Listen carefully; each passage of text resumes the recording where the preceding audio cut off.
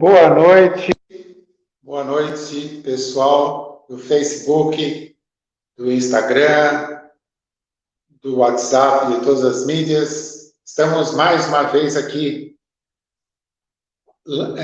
na live ao vivo, né, com vocês, para a gente debater mais um assunto importante para as nossas vidas.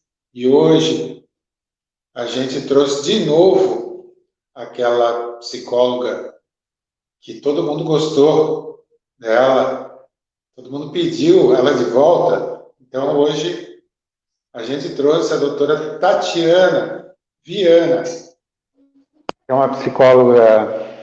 Oi, Tatiana. Boa noite, tudo bem?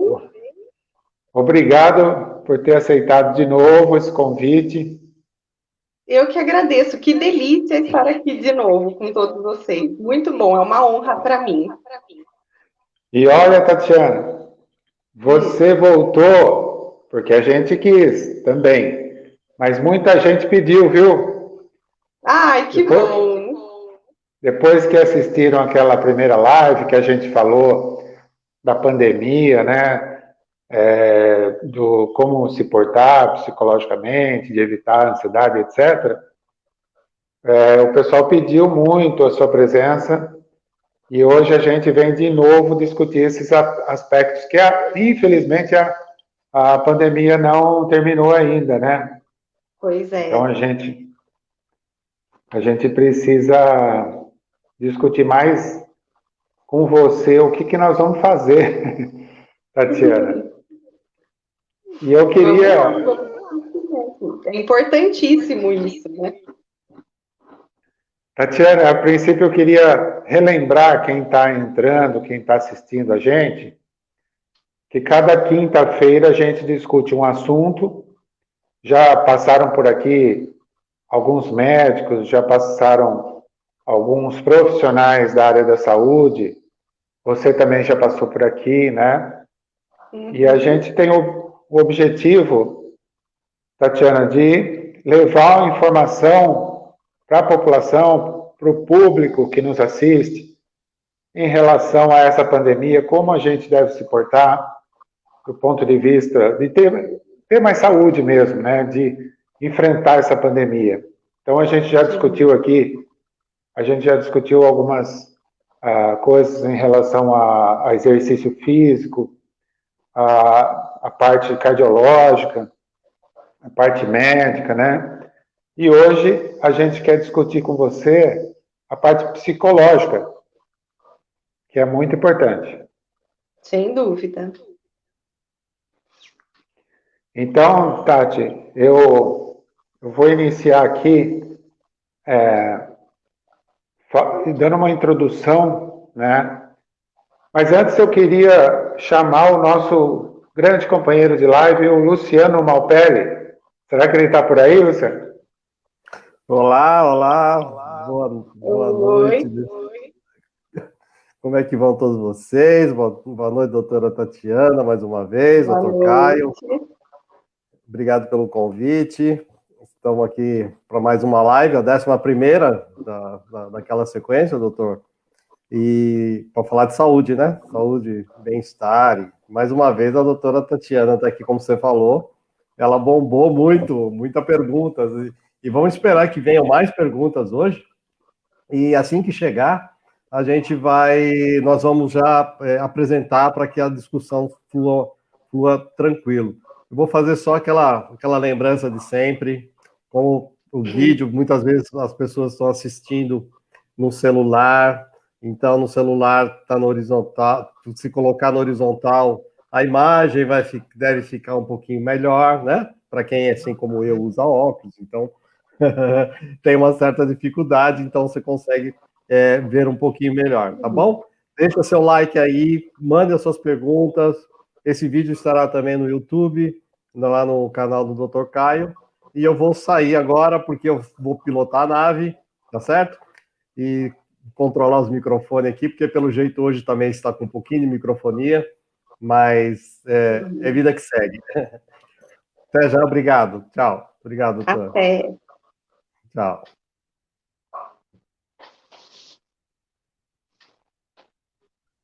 Tatiana, eu queria começar perguntando para você, você como psicóloga experiente, até hoje nem, desculpa, peço desculpas que eu nem falei seu currículo. Você quer falar um pouquinho onde você se formou, onde trabalha, Tati?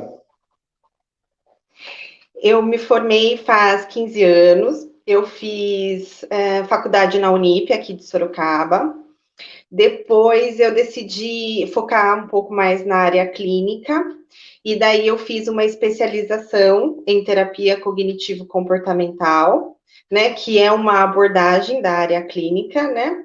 E posterior a isso, né, eu também trabalhei muitos anos com dependências de álcool e drogas, compulsões e compulsões de várias modalidades, não só álcool e drogas, mas por jogo, por internet, por comida. E daí eu decidi me especializar também em saúde mental, que foi a minha segunda especialização. E aí, a primeira eu fiz em São Paulo, no Instituto do Estresse, da doutora Marilda Lippe, e a segunda eu fiz pela Unibem, que foi aqui em Sorocaba mesmo. Esse é o meu currículo. Sendo o seu atendimento, doutora Tatiana, o que mudou aí em relação à pandemia? As pessoas estão te procurando, você está usando mais a questão da telemedicina virtualmente, consultando mais nesse aspecto?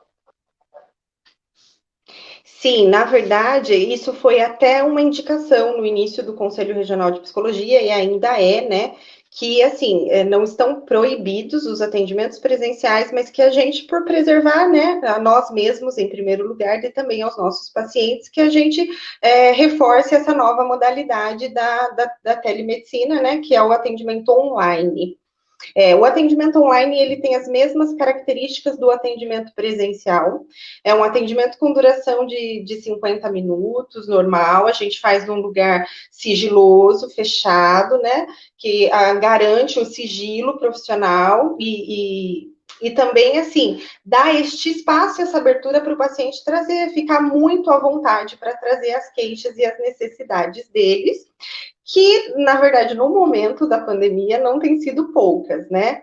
As queixas têm aumentado bastante, as procuras também aumentaram, e a gente faz o que pode para atender a demanda, mas é muito.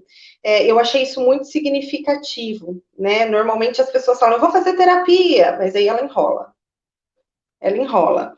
E tanto que quando o paciente vem comigo pela primeira vez na consulta, eu pergunto para ele: o que foi a gota d'água que você falou, agora eu vou mesmo?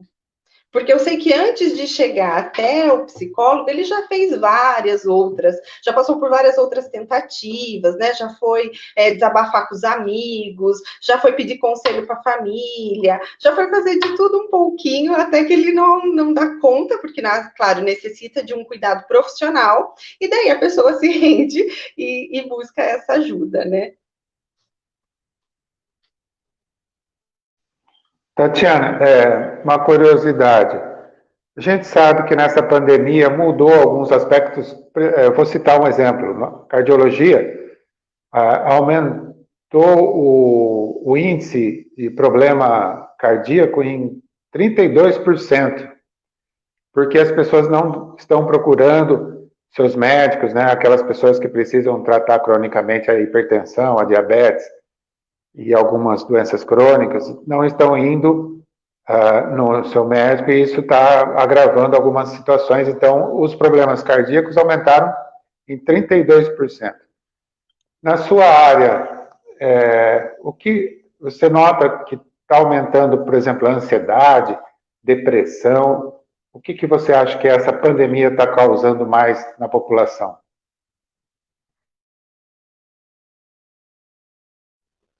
Pronto. A ansiedade tem aumentado muito, como eu já tinha até citado na outra live, né? Eu costumo dizer que a ansiedade é a doença do controle, E, naturalmente, a situação está fora do nosso controle, por não termos, neste momento ainda, a perspectiva de melhoras são muito poucas, né? Talvez tenha vacina, talvez não tenha, talvez seja esse ano, talvez seja o ano que vem.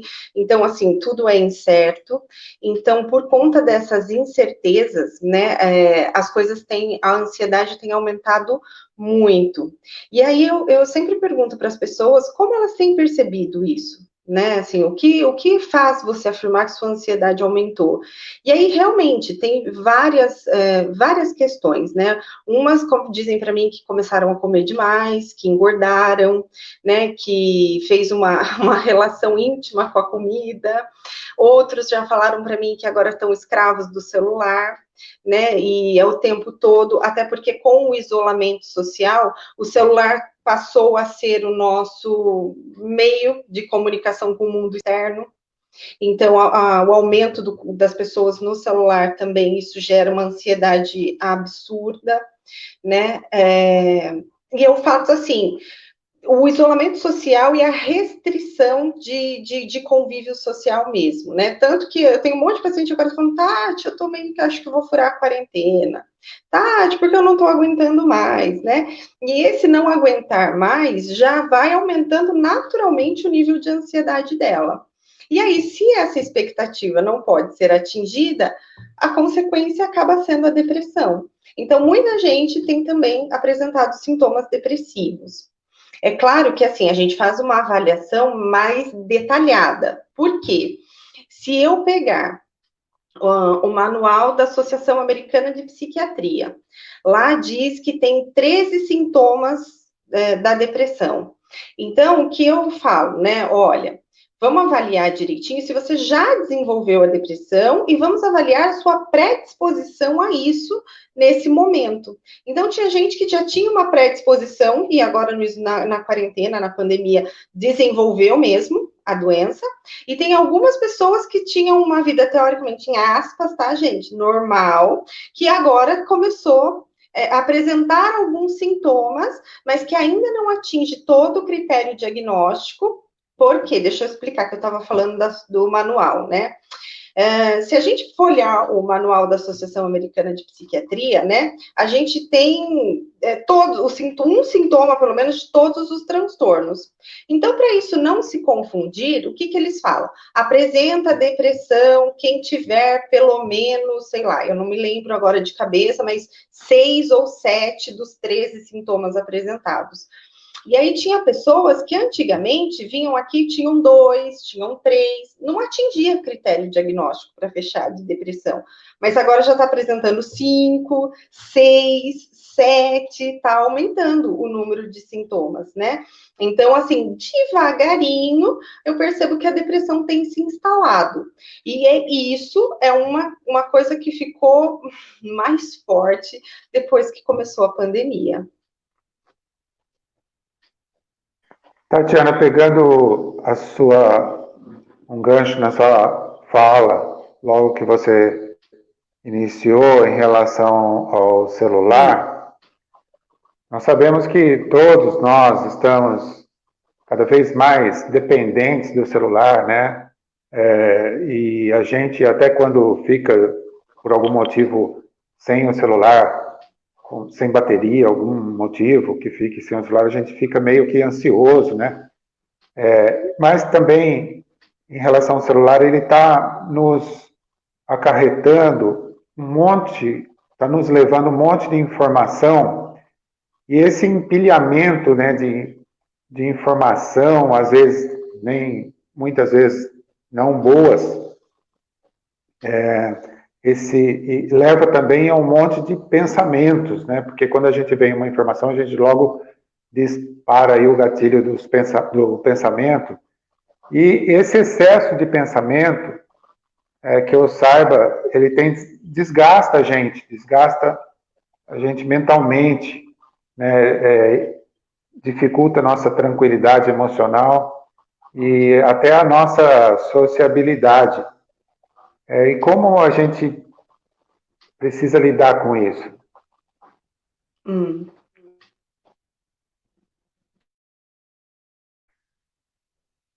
Na verdade, Então, na verdade, o que eu tenho orientado muito as pessoas é que elas realmente tentem diminuir o consumo, a absorção de informações, né? Então, às vezes eu falo, se eu percebo que a pessoa já está numa situação de vulnerabilidade, eu até falo para ela, olha, evita ver um pouquinho de telejornal, ou, é claro, a gente não precisa viver alienado do mundo, mas escolha um telejornal para você ter uma ideia, né? Diminua um pouco, saia de grupo, às vezes eu pergunto para eles, quantos grupos no WhatsApp você está? Né? E aí tem pessoas que estão em 20 grupos no WhatsApp, estão em 30 grupos no WhatsApp, e realmente isso é muita informação, e o Augusto Cury define isso brilhantemente quando ele fala da síndrome do pensamento acelerado, né? E as consequências negativas que tudo isso traz. Eu tenho falado para muitas pessoas, né, por exemplo, para que elas entendam. Um exemplo, à noite é hora de você dormir. Então, não leve o celular para a cama. Sabe, assim, à noite você precisa. Por quê? Se a gente vai para a cama, a gente vê TV, lê, mexe no celular, eu falei, parece que isso aumenta o nível de ansiedade e a gente precisa relaxar, descansar e dormir. Então, evita acumular mais informações no período. Então, eu falo para eles fazerem muito higiene do sono, né?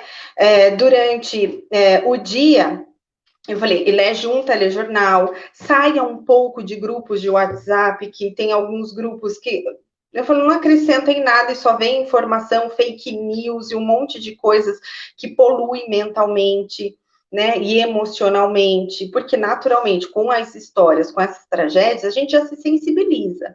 Então, eu não preciso absorver mais informações. Então, o que eu falo para as pessoas é que, por favor, absorva as informações que são necessárias, porque a diferença, não é, entre o remédio e o veneno está na dose. Então, assim, o equilíbrio é a chave de tudo e os extremos são muito perigosos, muito e pouco. Então, acho que esse equilíbrio é um ponto muito importante. Por isso que eu oriento até. Eu falo para as pessoas também, desliga um pouco o sinal do Wi-Fi, sabe? Porque, assim, as pessoas tocam, elas já querem ver o que é. Toca e já quer dar uma olhadinha para ver quem está mandando mensagem. Então, isso eu também falo, desliga o celular pelo menos umas 2 horas por dia, carrega o celular em outro cômodo, porque naturalmente as pessoas querem ir atrás dessas informações. E às vezes são informações importantes e são informações desnecessárias que só vão gerar mais angústia e mal-estar.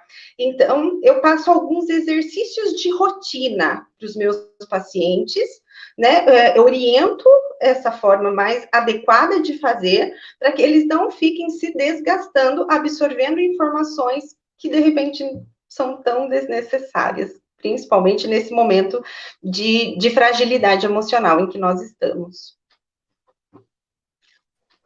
Você sabe que essa rotina eu também tenho recomendado para os meus pacientes e até aqui na live, porque se a gente seguir uma rotina, inclusive de exercício físico, né? Tenho recomendado, Tatiana, para eles meia hora por dia, 5 vezes na semana pelo menos, para atingir 150 minutos por semana, né? E cumprir essa meta. Se esqueceu um dia, ou sei lá, choveu, você ficou com preguiça de fazer, cumprir no sábado e domingo, não terminar a semana sem fazer esses 150 minutos de exercício.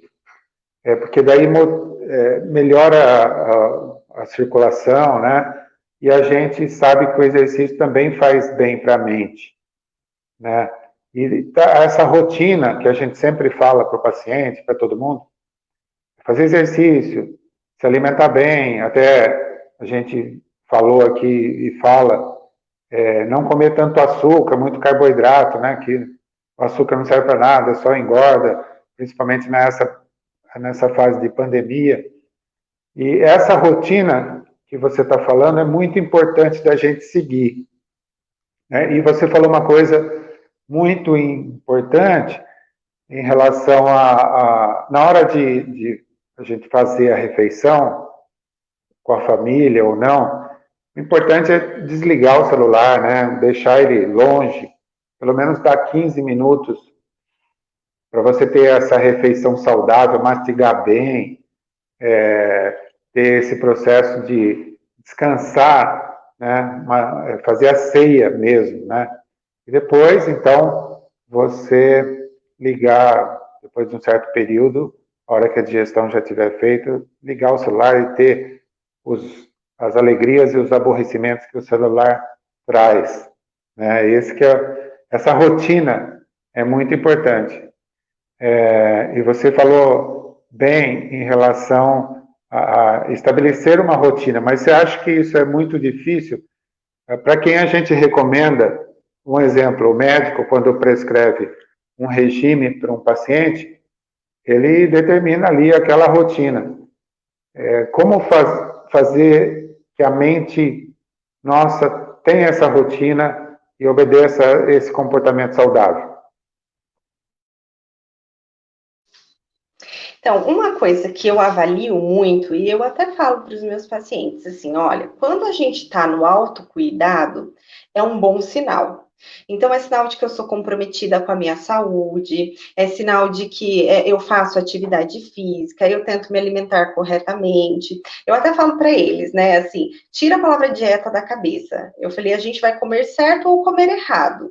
Eu falei, e a gente tem essa instrução do que a gente sabe que temos, o que temos que comer, o que nos faz bem, né? E eu falo, parece que dieta, e eles já ficam falando, nossa, é restringir tudo, porque a grande maioria até se apega naquilo que não pode comer e se esquece de toda a variedade de coisas que pode. Então eu falo, tira a palavra dieta da cabeça, tá? Vamos falar que você vai começar a comer certo agora. E eu falo para eles assim, atividade física, alimentação adequada, um sono que ajude a regular bem, né, o nosso organismo. Tudo isso é muito importante. Se você não consegue realizar e ter este mínimo de comprometimento com a sua vida e com a saúde, mandando o autocuidado para bem longe de você, isso indica que a gente precisa avaliar melhor a sua tendência a uma depressão. Por quê? O Aaron Beck, que é o pai da terapia cognitiva, da minha abordagem, ele diz que um sintoma muito marcante no depressivo é o pessimismo. Ele diz que e uma perspectiva negativa de futuro. Então, o que o depressivo tem? Ele não adianta fazer, não vai dar certo mesmo. Né? Por que eu vou fazer dieta? Né? Daqui a pouco eu engordo tudo de novo, sabe? Então, ele não tem nenhuma perspectiva de melhora. E isso é um sintoma um sintoma psicológico bem claro de uma pessoa que ou está com depressão ou tem tendência a. Quem não está nesta situação começa a adquirir o prazer em cuidar de si. Aí as pessoas falam assim, nossa, mas ficar com o celular libera a cada 8 minutos uma dose de dopamina. Mas fazer exercício também libera uma dose de dopamina. Aí o que acontece? O que é a sacada da internet? A interatividade. Né? Eu consigo me interagir, por isso que a internet chama muito mais do que fazer atividade física. Então, isso também é uma outra coisa que eu trabalho com eles. Só não pensa no processo, pensa na consequência. Em curto, médio e longo prazo. Se você parar para pensar no processo, você vai ficar no celular. Só que a cada 8 minutos você ficar produzindo dopamina não é nada saudável. Então, assim, vamos organizar esta rotina. Então, com alguns, eu até faço um cronograma de rotina. Vou dar um exemplo. A semana passada, uma paciente chegou e falou assim para mim, eu engordei, Tatiana, 7 quilos nesse período, desde que a pandemia começou. Eu estou desesperada, porque ela era uma paciente bariátrica e agora está com medo de perder a cirurgia. E aí, assim, ela foi e falei, me conta a sua rotina. Eu falei, me conta como é que tá a sua vida, de segunda a sexta, né? Não tem rotina. Não tem. Ela tá acordada meia-noite, comendo brigadeiro, e dorme às 3 da manhã, e acorda às 1 da tarde, fica nessa vida. Então, a primeira coisa que eu coloquei para ela, nem vamos falar disso, falei, nós vamos ter que organizar a sua rotina primeiro. Então, isso eu acho que é muito importante. A organização de rotina, por mais que eu sei que algumas pessoas detestem, tá? Mas ela é muito importante, porque ela ajuda a gente a organizar a nossa vida, inclusive as atividades necessárias para o nosso bem-estar no dia a dia. Então, quem não gosta de rotina, comece a se convencer de que precisa dela, tá? E também estabelecer metas, né, Tatiana? Estabelecendo as metas, você vai conseguir aquilo que você deseja, se é um emagrecimento, se é um descanso maior, né, se é até um trabalho, para depois ter uma estabilidade emocional, né? É importante isso.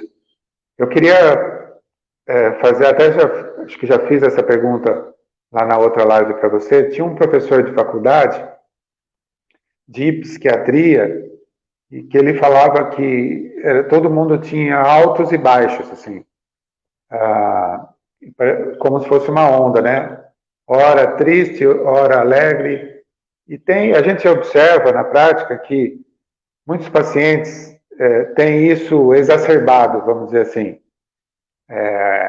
Ficam mais tristes em alguns momentos, em outros momentos mais alegres. E são pessoas, vamos dizer, flutuantes no pensamento, né? De tristeza e alegria. E principalmente agora, na época que a gente vive, como as notícias são muito tristes, né? Desanimadoras, como é que a gente pode lidar com essa flutuação aí, Tatiana?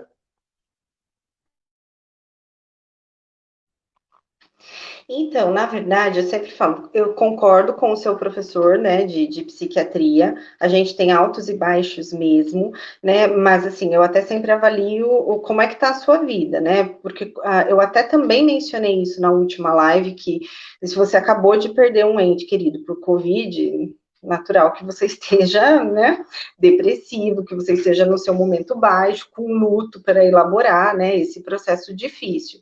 E também, se você fala assim, a minha vida tá muito legal, ninguém pegou o coronavírus da minha família, eu tô bem e tarará, também é natural que você esteja nessa situação de bem-estar.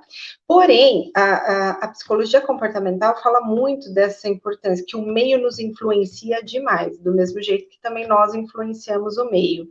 Mas aí, com tantas notícias tristes, com tantas notícias difíceis, né, da gente encarar, de a gente olhar, eu sempre falo, por isso que eu falo para eles, não fica assistindo, sabe, assim, Jornal das 7, Jornal das 8, das 9, das 10, das 11, das 12. Primeiro, já reduza as informações, porque você precisa aprender a lidar com elas. Então, fica um acúmulo de informações, eu não vou ficar bem nunca, porque às 10 horas é um número de óbitos, a meio-dia é outro número de óbitos, e às 6 da tarde são outro número de óbitos, e que aumentaram a cada vez mais. Então, se eu vejo muito isso, é natural que eu vou ficar tóxica. E se eu fico tóxica, isso automaticamente vai influenciar no meu humor. Por isso, eu sempre prezo o que eu falei, o limite nas coisas. Eu me sensibilizo, mas eu também preciso lidar com um ponto muito importante, que nós precisamos, na verdade, que é a nossa impotência. Eu costumo dizer, eu falava para os meus assim, os antigos diziam que muito ajuda aquele que não atrapalha. Então, se você não está lá na linha de frente, cuidando, né, dessas pessoas, das vítimas, eu falei, isso já vai ajudar muito se você não atrapalhar e fazer o seu isolamento social certinho. Então, é essa consciência até de que você pode ajudar, você pode colaborar, de cada hora de uma maneira, de acordo com os seus recursos, com as suas possibilidades, não é? Mas a gente pode, então é essa inversão, sabe, de ressignificar um pouco este olhar, né? Porque o que gera sofrimento muitas vezes na pessoa não é a situação, é a forma como eu olho para isso. E é claro que você fala assim, mas como olhar para uma forma positiva para uma situação de Covid? Não existe uma forma positiva realmente de olhar para tudo isso, mas eu me respeito a partir do momento em que eu não faço esse momento tóxico para mim, entendendo esta influência dessas informações sobre o meu estado emocional e o meu estado de humor. É o autorrespeito.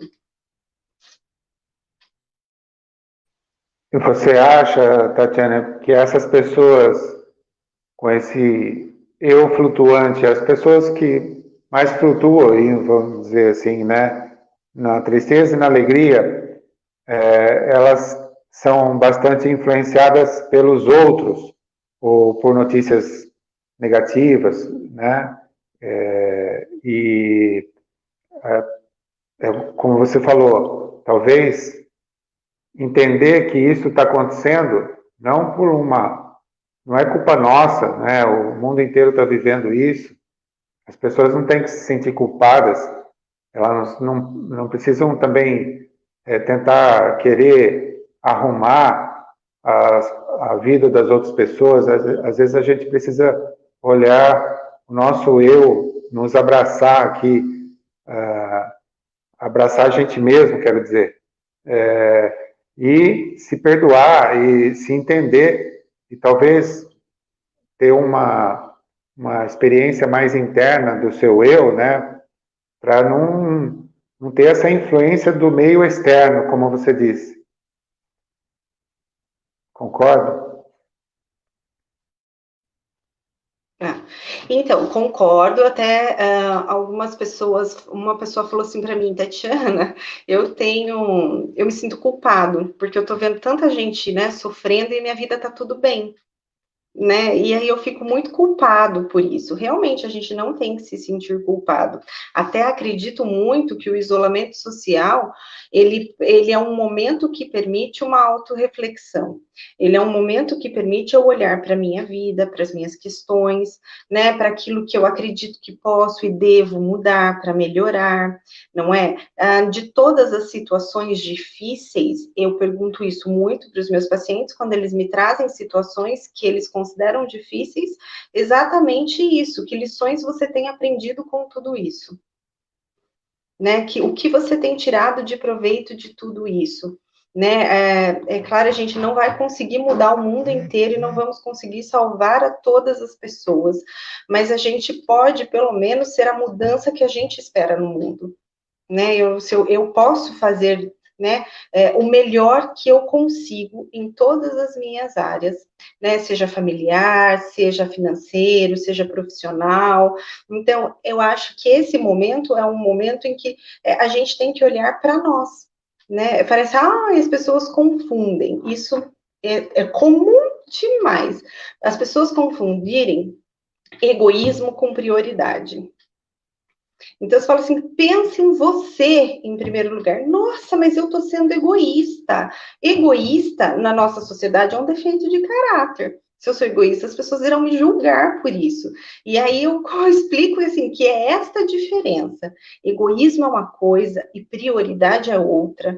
Eu não estou debochando e nem ignorando a dor alheia, mas nesse momento eu me coloco em primeiro lugar. Eu vou te ajudar, mas eu vou me ajudar primeiro para ter recursos suficientes para ajudar o outro, não é? Assim, isso eu também falo, nós vamos sobreviver, nós que esperamos que até o final da pandemia a gente sobreviva, né? A gente tem que estar muito bem para ajudar muitas pessoas que irão precisar. Aqueles que perderam entes queridos, aqueles que sofreram com a própria doença, né? Que saiu um estudo dizendo que a quantidade de médicos e enfermeiros que têm desenvolvido estresse pós-traumático tem aumentado consideravelmente nos últimos tempos, desde que a pandemia começou, né? Então, assim, olha quanta gente que, se Deus quiser sobreviver, vai precisar de ajuda. Então, assim, a gente vai conseguir ajudar muita gente ainda. Então, aproveita esse momento e olha para dentro de si. Olha e veja aquilo que você pode melhorar. Sabe? O que você pode fazer de bem para você. E até dos cuidados. Porque às vezes as pessoas falam, dieta, eu preciso perder 10 quilos. Eu falo, não pensa nos 10 quilos. Eu falo, pensa que você já perdeu 2. Eu falei que você já andou umas casinhas, isso vai motivar. Então, são pequenos resultados, desde uma dieta, a prática de atividade física, ou falar, eu consegui ler um livro inteiro, eu não tinha o hábito de ler, e eu consegui finalmente ler um livro todo. Cada pequeno passo já é uma grande vitória. Então, aproveitem esse momento de isolamento social para isso. Você sabe que eu lembrei um exemplo quando você falou olhar para si mesmo, cuidar do seu eu para depois ajudar o outro, né? Quando a gente pega o avião e às vezes você está com um conhecido ou está mesmo com a família e a família pode ser até grande, a instrução é o quê? Se tiver uma emergência, uma turbulência, um problema, aquela máscara quando cai, a instrução é que você coloque em você mesmo primeiro e depois cuide do seu familiar ou de alguém, mesmo que seja uma criança. Então, só para ilustrar, eu fiz essa correlação. É legal esse pensamento, né? Porque a gente precisa cuidar da gente, olhar para si mesmo, conhecer-se a si mesmo, né? E depois cuidar ajudar as pessoas, que todo mundo precisa ajudar o próximo, né? Nessa época, principalmente. Mas eu gostaria agora de... Já estamos com 35 minutos. Olha, o papo tá bom, hein? Será que o Luciano tem alguma coisa para nos falar? Alguém está perguntando? O que você quer fazer, Luciano?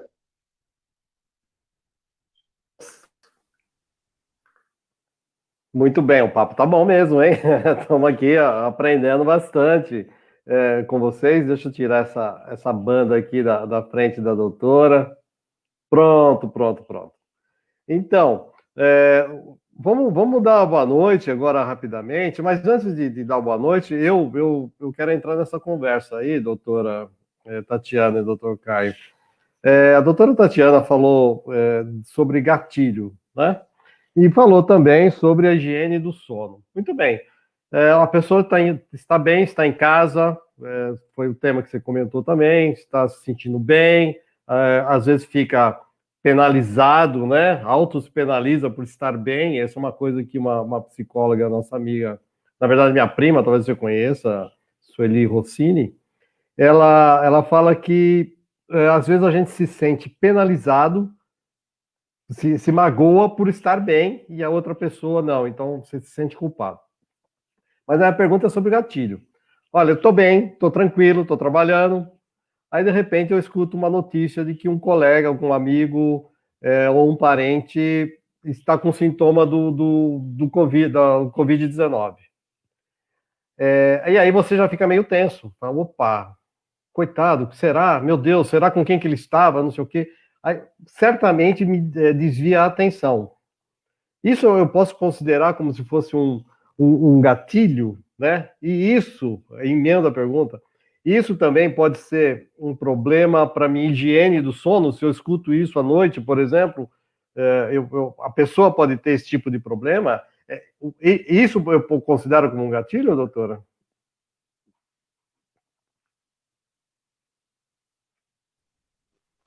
Sim, isso a gente considera como um gatilho. Por quê? Porque, como eu disse, a gente já se sensibiliza quando a gente lê os números e as estatísticas de pessoas que a gente nem conhece. Aí você imagina, você fica sabendo desse diagnóstico ou da hipótese desse diagnóstico em uma pessoa que você conhece. Quando a gente pegou essa notícia, por exemplo, quando começou o coronavírus, que falavam lá na China, parecia algo tão distante de nós. Aquilo era tão longe, então, assim, nem causava, não era assunto, alguma outra ou outro que comentava, e de repente aquele assunto que era tão distante, ele está ali do lado de fora da sua porta. Né? Então, isso realmente causa um impacto. É por isso que eu também oriento algumas pessoas de evitar assistir telejornal à noite. Né? Isso prejudica, assim, a higiene do sono que eu falo, Luciano, é um exercício das pessoas, por exemplo, comerem com 2 horas de antecedência antes de dormir, evitar levar o celular para o quarto, né? Ter um momento mais relaxante na família, um momento de leveza, né? Deixar o trabalho para depois. Tem gente que fica à noite fazendo cronograma que vai ter que resolver no dia seguinte. Não, esquece, o dia seguinte é o dia seguinte, hoje é hoje, o expediente acabou. Entendeu, Luciano, que expediente acabou? Então, é isso, essas coisinhas que é do higiene do sono. Aí você recebe uma informação, isso naturalmente vai causar ansiedade, porque lembra que eu falo, ansiedade é controle, e essa informação deixa a gente totalmente numa situação de falta de controle, não tem o que eu possa fazer. Não posso falar que vou lá buscar o amigo e levar ele no hospital, porque eu corro risco também. né? Não posso ir lá na casa do amigo cuidar dele, porque eu também corro o risco de pegar. Então, assim, é uma situação de limite que é imposto que aumenta o nível de ansiedade e, naturalmente, é um gatilho para prejudicar a qualidade do sono, por exemplo. Uma outra, desculpa, uma outra coisa que ontem eu estava participando de uma live com uma ONG de transplante, né?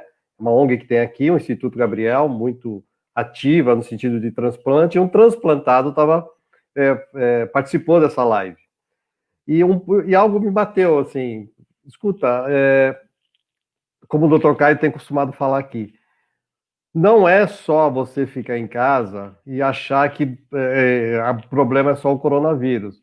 Então, você tem problema problema psicológico, né, que é o nosso tema hoje, mas do outro lado você tem uma dor de dente, você tem uma obesidade que é inesperada, você tem uma dor de cabeça, você tem uma gripe, tudo isso vai acarretando. E esse rapaz que estava falando sobre o transplante, é um ativista lá do Hospital das Clínicas, ele dizendo que, inclusive, o transplante foi afetado por um receio, ele acredita, não é estudioso na área, de que até a decisão de fazer a doação de órgãos acaba afetando esse momento.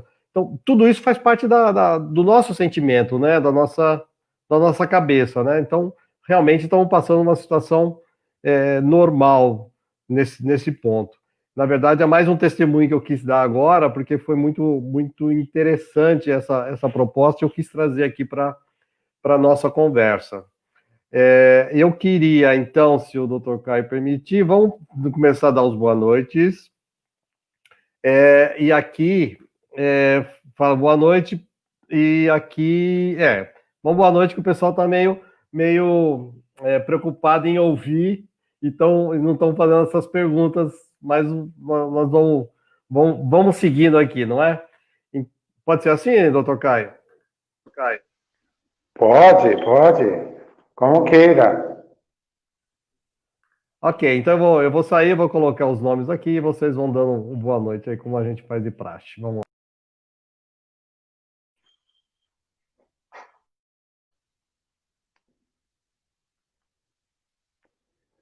Boa noite, Elaine. Aparecida, muito boa noite. Obrigado pela presença mais uma vez.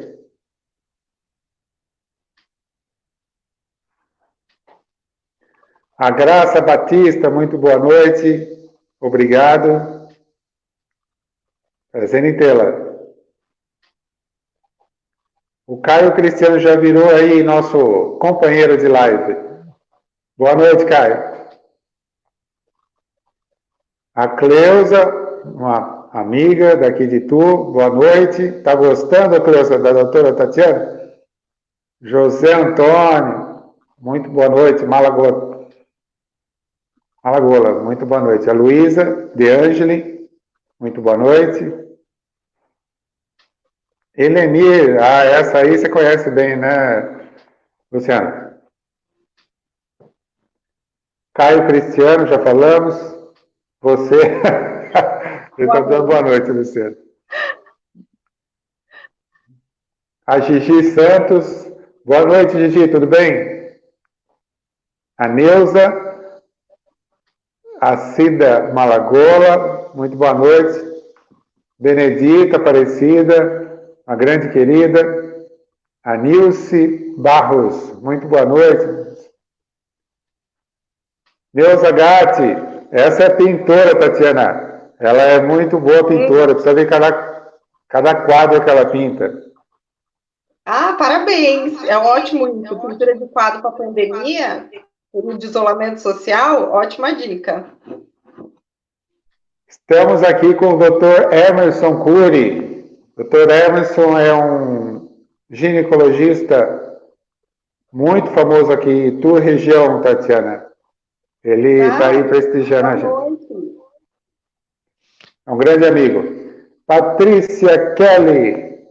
Muito obrigado pela presença, Patrícia. Adriana RB. Tudo bem, Adriana? Obrigado pela presença mais uma vez. Adriana. Boa noite. Vanesca. Lindo nome, Vanesca, né? Minha irmã chama Valesca.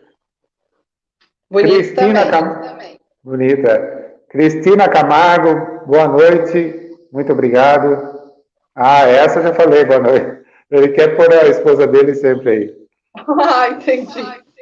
Obrigada, viu, amiga? Ah, ela está elogiando. Eleni voltou. Heloísa Facchini, muito boa noite, Heloísa, grande amiga. Guiomar Santos, uma amiga também, companheira de trabalho. Já foi, Heloísa. O Luciano judia de mim porque ele põe a letrinha e eu preciso ficar. Não trouxe óculos hoje. Ela disse que ela ia perguntar a pergunta que o Luciano já fez. Então, tá. não precisa perguntar. É. A Cida Duarte, muito boa noite, Cida, obrigado pela presença.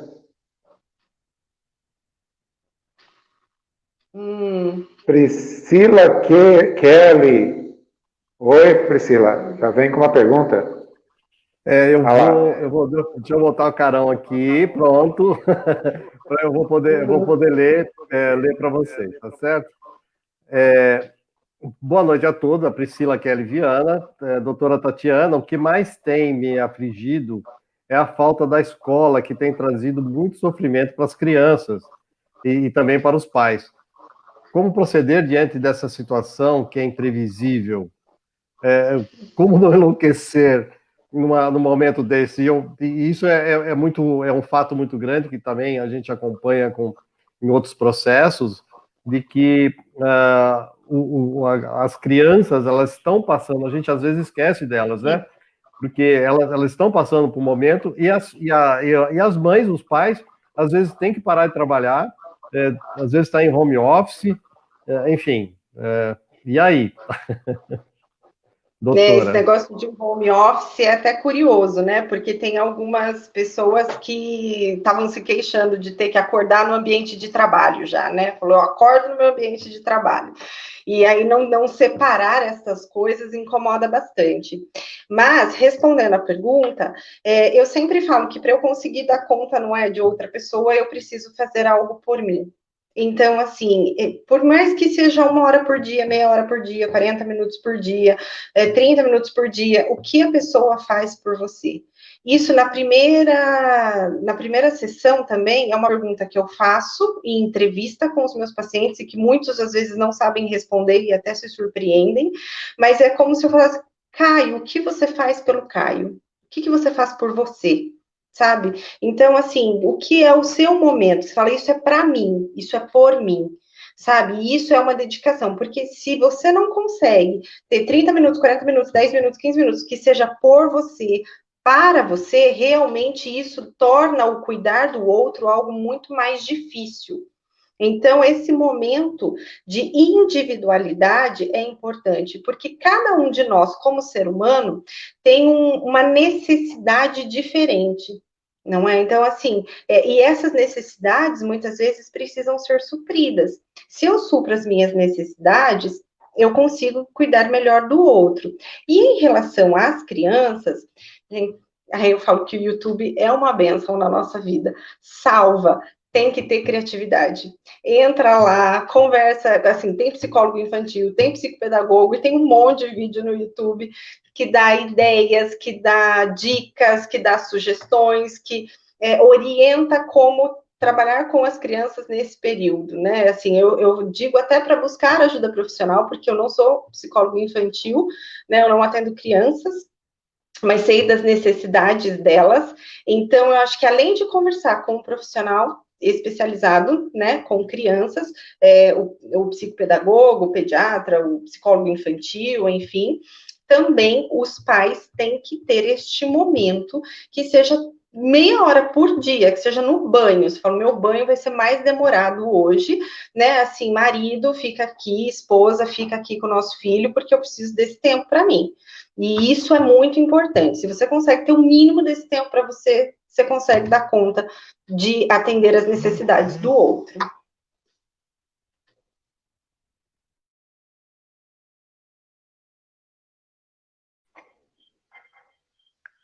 Cida Duarte, boa noite, Cida. Um abraço. Heloísa, já falei, Heloísa. Boa noite. O Luciano está repetindo aí um pouco, acho. Marcelino, um amigo e paciente. Muito boa noite, Marcelino. Anicélia, muito boa noite. Um abraço. Cristina Camargo, acho que nós já falamos, está perguntando, né? Boa noite, Cristina. Essa é minha cunhada, Maria Cecília Gaiane. Boa noite, Cecília.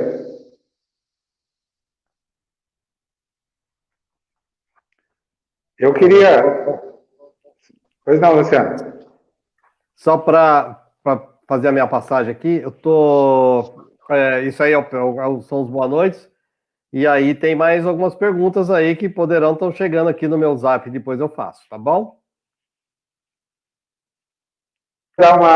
Queria dar uma apimentada na situação em relação ao que nós estamos conversando, Tatiana, e o público acho que também deseja ouvir. Esse é um momento muito difícil, acho que ninguém viveu um momento tão difícil, até quem é mais velho nunca passou por isso. Acho que lá em 1919 ou 18, que teve uma pandemia que não chegou aos pés dessa, né, que foi muito drástica também, que a gente vê na história, a gripe espanhola, mas que muito pouca gente que a gente convive viveu aquilo e conta, e a gente está vivendo uma coisa que a gente jamais pensava em viver, né? Uhum. E todos esses noticiários, todo mundo que chega lá no consultório, eu vou conversar e tal, fala assim, mas que tristeza, todo mundo fala nisso. E, de repente, a gente está passando por isso muito tempo, né, e está esquecendo da nossa felicidade. Eu queria dar uma provocada, Tatiana, e te perguntar sobre felicidade. Você acha que o caminho da felicidade é ter um caso de amor com a gente mesmo? Já tô. Sim, o caminho da felicidade, a gente tem um caso de amor. A gente sofre muito. Claro que, assim, a situação é triste que a gente está vivendo. Mas antes mesmo da pandemia, já existe muita tristeza, porque a gente tem o hábito, muita gente, tem o hábito de impor à vida condições para ser feliz. Então, eu vou ser feliz se eu casar, eu vou ser feliz se eu separar, eu vou ser feliz se eu trocar de carro, eu vou ser feliz se eu trabalhar em X lugar, eu vou ser feliz se eu ganhar tanto, eu vou ser feliz se eu engravidar, eu vou ser feliz se eu não engravidar, eu vou ser feliz. Então, assim, as pessoas impõem muitas condições à vida para ser feliz, não é? Então, assim, quando eu vivo à espera, né, de algo para que me preencha, para que dê sentido, isso também torna-se muito prejudicial para a nossa ansiedade. A ansiedade é uma expectativa do futuro, e as pessoas precisam entender que o futuro é reflexo do hoje. Então, para tudo que eu idealizo, eu preciso prestar atenção naquilo que eu faço da minha vida hoje. Então, é importante que as pessoas voltem para cá, que elas vivam os dias de hoje e que elas comecem a desenvolver o olhar da gratidão, que é algo muito estudado hoje na psicologia positiva. A psicologia positiva fala muito desses estudos, né, da gratidão e o quanto a gratidão transforma, o quanto a gratidão muda, né? Então, a gente precisa fazer esse exercício constantemente, pensando sempre, né, no que eu falo, não é a situação, é o olhar que você dá para essa situação. Se eu fico muito brava porque o pneu do meu carro furou, eu posso ressignificar o meu olhar e agradecer, porque problema de pneu furado é problema de quem? tem carro. Se eu não quero ter problema de pneu furado, eu posso andar de Uber, de ônibus, tenho outras opções. Então, eu posso ressignificar esse olhar e me sentir agradecido. Então, quando a gente aprende a ficar bem com a gente, e eu reforço a importância mesmo, a psicologia positiva afirma isso, a gratidão transforma. E você pode ressignificar o seu olhar diante de algumas coisas da vida e aprenderá naturalmente a ser feliz. Né? Será feliz sem ficar a todo tempo à espera. Né? Outra coisa, eu gosto muito do Augusto Cury, e vou referi-lo outra vez, que ele fala que nós estamos na era dos mendigos emocionais. Gente, pensa essa situação de mendigo. Outro dia, eu fui participar de um grupo que queria fazer arrecadações de brinquedos para o Natal, para crianças carentes. E aí eu virei para a organizadora do grupo e falei para ela, mas eu falei, me ajuda. Eu falei, o que eu compro, né? Aí ela virou e falou assim para mim, viu, você compra o que você quiser e conseguir comprar. Ela falou, são pessoas em situação de miséria, eles não têm nada. Então, o que eles tiverem já está de bom tamanho. Então, assim, essa coisa de mendigo realmente é uma situação de você pedir, de você solicitar, de você mendigar, né? E a gente não precisa ser mendigo emocional. A gente tem recursos internos suficientes para viver bem. A gente precisa apenas valorizar esses recursos, nos valorizar como pessoa, como ser humano, como profissionais, como mãe, como pai, né? E isso tudo é muito importante. Daí eu percebo que qualquer ato de amor por mim mesmo é importante e do outro é uma opção e não uma necessidade. E aí a gente consegue ser feliz. Eu tenho uma colocação e depois uma pergunta, Tatiana, que é como você citou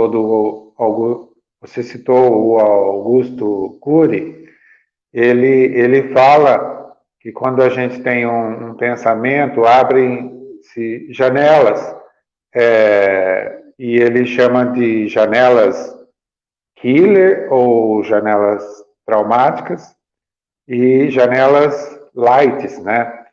Essas janelas traumáticas, ele se refere a coisas que a gente viveu no passado, problemas, né? Às vezes até de infância, que ele cita lá que uma vez ele atendeu uma paciente e ela foi sequestrada e o medo dela no sequestro não era os sequestradores, o que iria vir a acontecer com ela, e sim medo de ela ficar num local que tivesse aranha. E isso reflete aí o trauma do passado, né? Que ela viveu. E então essas janelas, segundo Augusto Cury, a gente faz automaticamente, sem às vezes pensar, sem querer, né? E que a gente precisa viver o presente e reescrever o passado, porque não dá para ficar vivendo o passado toda hora. Se a gente tem um problema, acho que todo mundo tem problema, uns mais, outros menos, né? E que a gente não pode ser refém do passado. E parece que a todo tempo a gente, quando abre essas janelas killer, a gente está vivendo o passado e às vezes nos prejudica a buscar a felicidade, a ter um pensamento positivo, principalmente nessa época, né?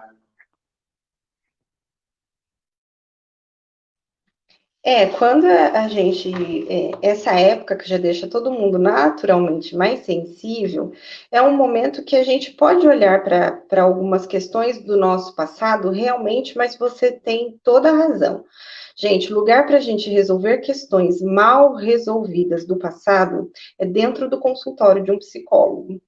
Lá é o lugar adequado para você mexer em algumas feridas. Até porque eu digo que o processo de psicoterapia é você fazer curativos, mas curativos nas feridas da alma. Sabe? É como se a gente machucasse alguma coisa. Sabe quando a gente machuca e você faz ali, tampa, põe gás e fecha, belezinha. Se você não mexer, não dói. Fica ali uma vida inteira. E aí as coisas vão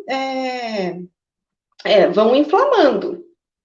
Você não mexe, mas na hora de fazer o curativo, até para puxar o esparadrapo já dói.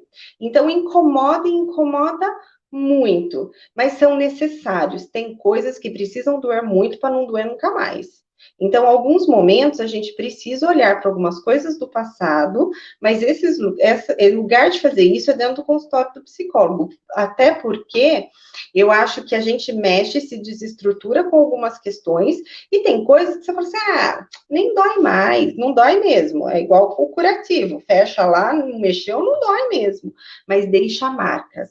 Tem feridas emocionais da nossa história de vida que pode não doer, mas elas deixam marcas.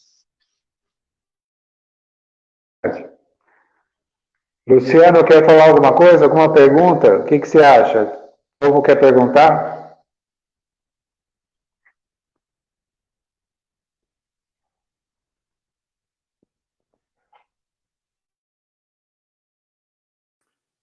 Pronto, microfone ligado. Aqui tem o Emerson Cury, que vou colocar aqui de novo. O Emerson Cury falou que tem muito mais que. Emerson Cury deve ser Augusto Cury, provavelmente. Uma brincadeira. Tá aqui, eu coloquei aqui 2 vezes, mas aí é a Maria Cecília Estrada Gaiani, a família também, né, doutor? Também está aqui com a gente. E o seu microfone está desligado, fala. Eu já falei oi para Maria Cecília, e o importante, o que o Emerson, o doutor Emerson, citou, dá para voltar ao que ele falou?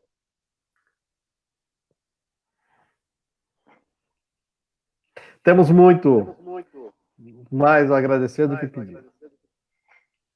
Sem dúvida. Bom, então, assim, eu tenho uma questão que acabou chegando aqui no meu WhatsApp, que está perguntando o seguinte: independente da pandemia, existem pessoas, aí é um outro assunto, mas eu acho que cabe aqui. Uma pessoa, ela tem medo de avião. Nunca andou de avião. Nunca pôs o pé dentro de um avião. E ela precisa fazer uma viagem. E ela tem muito medo. Assim, ela entra em pânico só de ouvir falar. E aí ele tá, como eu falei em gatilho, ele não quer se posicionar aqui, mas como eu falei em gatilho, ele fez essa pergunta também.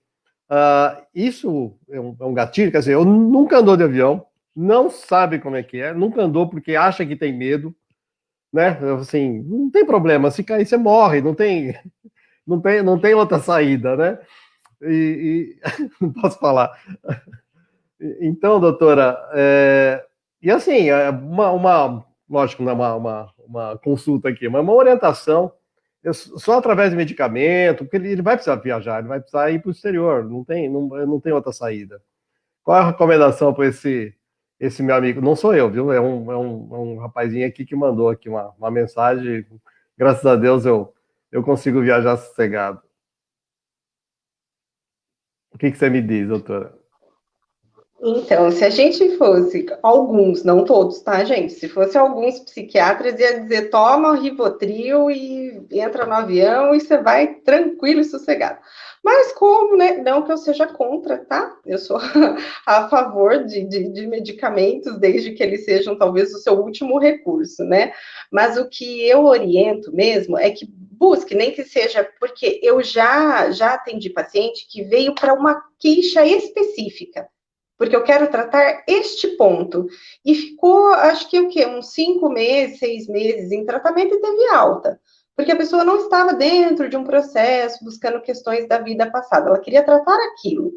Então, se a pessoa tem medo de tratar, eu sugiro que consulte um profissional da área da psicologia para tratar esse medo específico. Primeiro, porque as fobias, que são o medo exagerado de alguma coisa, tem como base a ansiedade. Toda fobia é um transtorno ansioso. Então, isso já diz muito sobre a pessoa, o quanto ansiosa ela é. E a ansiedade aumenta também. Avião é uma outra situação que a gente está vulnerável, está dentro do avião e você não controla, né? Não tem como você jogar o piloto e falar, dá licença que eu piloto, né? Não tem como. Então, Também isso aumenta. E a segunda, a gente trabalha com algumas técnicas específicas para isso, né? Na minha abordagem especial na psicologia, nós temos técnicas certas para tratar esses tipos de fobia, né? E aí, o que eu sempre falo, depois as pessoas vão ver, naturalmente, as fantasias, elas são quebradas com a realidade. Então, ele deve ter 1001 fantasias sobre o que deve ser andar de avião. Que, na verdade, ele vai quebrar essas fantasias quando ele fizer uma viagem de avião. Mas como a gente faz para esse indivíduo entrar no avião? Aí são essas técnicas específicas que vai ajudá-lo a enfrentar, nem digo superar, mas a enfrentar este medo. Então, busca um profissional da área da psicologia. Não adianta querer acreditar que vai poder fazer isso sem ajuda profissional, né? Isso tá bem claro. Eu falei para ele, eu tomo um Rivotril, meu amigo, e vai embora. Mas eu logicamente não é uma brincadeira, mas a gente sabe que é muito sério. E um dia, contando uma historinha rápida, porque nós estamos aí já no nosso tempo, eu estava viajando alguns anos atrás para o exterior e profissionalmente, um colega nosso estava sentado ao meu lado, de repente ele botou a mão em mim, né? Na minha mão, assim, ele estava suando. Eu falei, rapaz, faz o seguinte, você dá uma disfarçada, senão vão pensar que a gente está namorando, né? Eu falei, não, Luciano, é que eu estou com... Rapaz, eu não te falei nada, mas eu tenho muito medo de avião. Eu falei, puxa, mas como é que você aceitou fazer essa viagem de 14 horas, né? Por que você aceitou isso? Eu aceitava, eu perdi emprego, sabe aquela situação? A mesma situação, doutora e doutor Caio, em relação ao home office. Tem muita gente que não consegue ficar muito tempo sentado, muito tempo aqui, em live, porque você está no escritório, é uma outra situação. Qual a recomendação que a senhora daria para que isso seja um pouco aliviado mentalmente? Porque o estresse de estar na tela o dia inteiro, falando em videoconferências, nesse tipo de coisa, e gato passando, criança chorando, a cabeça vai complicando. Uma recomendação rápida aí, porque eu acho que daqui a pouquinho a gente vai ter que encerrar, infelizmente. Então, uma recomendação rápida, eu falo que eu sugiro, né, para as pessoas, que a cada 2 horas de trabalho elas parem 10 minutos. Trabalhou 2 horas, para 10 minutos, se isso for possível, né? Vai tomar um café, vai ao banheiro. Outra coisa que eu recomendo para escolher um ambiente da casa e que não seja um ambiente naturalmente coletivo, você fala, vou fazer na sala que todo mundo passa, que todo mundo está ali, mas que eleja um ambiente para transformar aquele ambiente no ambiente de trabalho. Né, para que assim eu saia deste quarto, deste escritório, de onde eu estou, e eu consiga viver outras coisas da minha casa, o meu sofá, meu chuveiro, minha geladeira, os outros atrativos que você tem dentro do seu lar. Então, isso é muito importante, escolher um ambiente específico para ser o seu ambiente de trabalho. Porque isso realmente é uma queixa que eu também ouvi bastante aqui, dos meus pacientes, eu não aguento mais acordar no meu ambiente de trabalho. Eu acordo no meu ambiente de trabalho, eu tomo banho no meu ambiente de trabalho, né? E perdeu aquele gostinho de falar, poxa, eu vou voltar para casa. É uma delícia voltar para casa depois de um dia de trabalho, né? E muita gente perdeu esse gostinho de falar, vou voltar para casa. Então, se perdeu esse gostinho, para não enlouquecer, para 10 minutinhos a cada 2 horas trabalhada e elege um ambiente do seu trabalho para ser o seu ambiente de trabalho. E depois, saiu, fecha a porta e vai viver os outros cômodos, sabe? Esse é o único recurso que a gente tem nesse momento. Fantástico. Doutor Caio, o que você recomenda aí para o coraçãozinho continuar palpitando normalmente nessa situação? A gente ri, mas sabe que é muito sério. Tem muita gente que tem grandes problemas com isso, né, doutor Caio? Eu continuo recomendando toda vez, né, que a gente faça exercício 30 minutos por dia, pelo menos, quem quiser fazer mais, porque o exercício é fundamental, você dorme melhor, você acaba oxigenando melhor o cérebro, acaba pensando melhor, até sobre o que nós estamos falando, a parte psicológica, porque se você faz tudo regrado, tem uma rotina de exercício, de alimentação, de sono, tomar sol também, 15 minutos pelo menos por dia, e tem essa vida regrada, tudo fica mais fácil, a vida fica mais fácil. Então, é essa rotina, incluindo o exercício, que eu recomendo a todos e a todas. Muito bem, tem a senhora Heloísa Facchini, então está dando os parabéns aí para o doutor Caio, para os convidados, né, para a doutora Tatiana, que esses nossos papos são muito esclarecedores e nos confortam nesse momento tão delicado de nossas vidas. Então, está agradecendo aí a ideia do doutor Caio de trazer a doutora Tatiana, e na verdade já são 10 pessoas assim, profissionais que atendem quando a gente fala em saúde, vida saudável, né? Então, tá o testemunho da dona Heloísa, a dona Cida Balagola também, está dizendo que tá muito boa a live, né? Algo muito, muito bom. A Maria Cecília Gaiani também tá dando os parabéns. Mas eu acho que nós estamos chegando no nosso momento de despedida. Nós estamos aí 1h10, e eu não sei se o Dr. Caio tem mais alguma colocação antes do encerramento aí, Dr. Caio? Eu queria dizer que é sempre um prazer, né, a gente discutir e ter uma profissional que nem a Tatiana junto com a gente, né, Luciano? É um prazer enorme, a gente fica aqui, estou aqui num banquinho, mas eu não estou nem sentindo, parece que eu viajei, eu estou me sentindo muito bem. Ela, além de ser uma excelente profissional, é uma pessoa que tem um carisma, né? E a gente se sente bem de conversar com a Tatiana. E só queria agradecer, Tati, mais uma vez. Eu tenho certeza que as pessoas vão pedir, para não te incomodar muito, a gente espera passar um pouquinho e depois convida você de novo. Mas muito obrigado mesmo pela tua disposição aí para atender esse convite.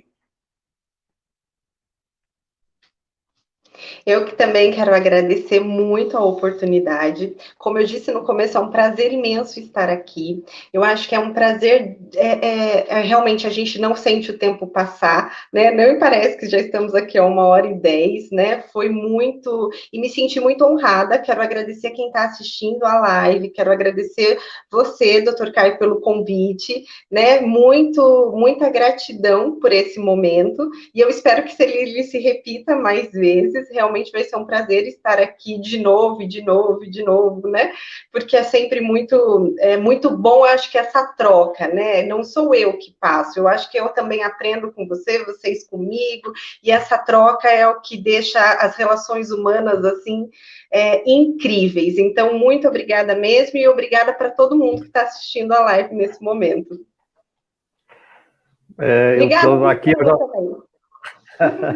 Obrigado, doutora. É sempre um prazer enorme aqui. Minha esposa, Helenira, sempre acompanha. E ela falou assim, nossa, eu não posso perder hoje de jeito nenhum. A doutora Tatiana que vai, que legal. Todos são boas, mas eu gosto muito de conversar com a doutora Tatiana, com a doutora Janaína também, né? E ela toca muito a ela esses temas. E a gente fica feliz, eu particularmente, de estar aqui com vocês. Eu vou me despedindo, me despeço da doutora Tatiana, me despeço do doutor Caio, me despeço de todos os amigos, prazer grande, desculpe as nossas falhas, mas na próxima nós estaremos aqui cada vez mais atentos, tá bom? Um beijo grande para todo mundo e muito obrigado. Agora o doutor Caio que vai falar. Obrigado, boa noite. Obrigado a presença de todas e a todos, né, que participaram. Depois mandem perguntas, comentários que eu vou procurar responder. Se eu não souber, a Tatiana vai me ajudar e a gente vai continuar interagindo. E então, Tatiana, mais uma vez, gratidão enorme. A gente ficou amigo, né? Porque tantas trocas de mensagem, você pode, te convidando. E espero que um dia, quando essa pandemia passar, a gente possa se encontrar aí com todo mundo também. Quem sabe até fazer uma palestra sua, né? No auditório, quem sabe? Vamos sonhar um pouco e que uma isso... palestra nossa. Uma palestra nossa. Vai ser muito boa. E daí, sem esse problema da pandemia, as coisas vão ser... A gente vai poder se abraçar, né? E ter o contato físico que o brasileiro tanto gosta de ter. Então, vamos sonhar um pouco e vamos marcar já essa palestra para quando puder. Mais uma vez, muito obrigado, Tati, pela presença. Eu que agradeço. Eu nem vou dizer tchau para todo mundo. Até breve, tá? Até breve. Obrigadão, viu? Obrigada. Um abraço para todos e a todas.